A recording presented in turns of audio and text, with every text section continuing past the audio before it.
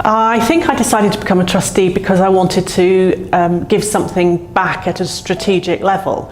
I was really used to running organisations and projects and programmes as an executive, and I love doing that and don't want to lose touch with that side of things.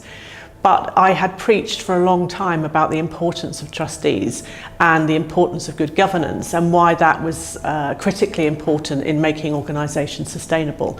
So I thought I ought to put my money where my mouth was and actually get on with the business of being part of the governance structure. Hi, my name is Nikolai Labari. I am the Director of Young People at the Lyric Hammersmith, and I am a trustee on the boards of Connecticut Blocko and Nabokov Theatre Company.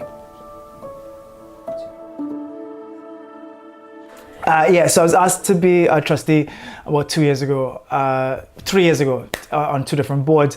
And the reason I decided to be on them was because I felt really passionate about the two companies. And I will admit, the first time I was asked, I said no because I was kind of scared about what the commitment was going to be, and what I would have to do for those. Because I didn't know what it required and what you needed to do, and you know, the legalities of it, and being personally responsible for the company if they shut down and all of those different things. I just didn't know that.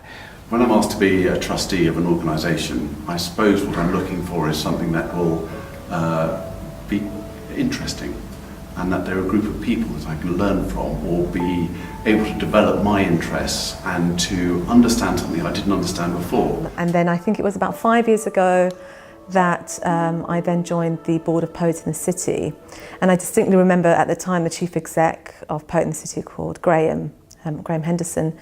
He approached me and he said, "Oh, you're like gold dust because you have both the background in the arts and you're a trained accountant." And it kind of, whilst I was doing board work before that, I hadn't really kind of thought about my role and my contribution on a board and how that could actually be of value to other organisations. So that's kind of where the journey, I think, really started for me. My first experience as a trustee was my first experience with a board was in one of my first jobs, and I was there as an exec in that position. I had just been appointed, and the board chair was a headmaster of a school, and he'd retired a few years ago, and all the other trustees were teachers from his old school. And the board meetings were sort of like staff meetings from their school about 10 years ago, where we didn't get really anything done, and the sort of structure was in the way. And because of my first board, I wasn't sure whether or not this was normal or not. So I remember sitting there and sort of questioning the entire time during that first meeting, about, is this how we're supposed to be running this? Is this the dynamic and the sort of leadership structure this organisation should have?